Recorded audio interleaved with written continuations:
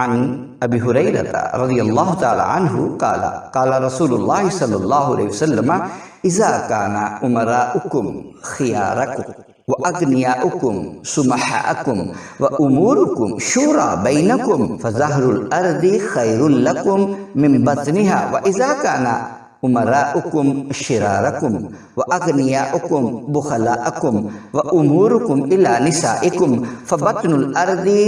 خیر لکم من ظہرها رواہ الترمذی والطبرانی وابو نعیم والمقری۔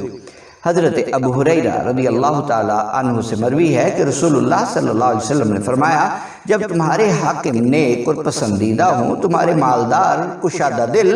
اور سخی ہوں، تمہارے معاملات باہمی یعنی تمہارے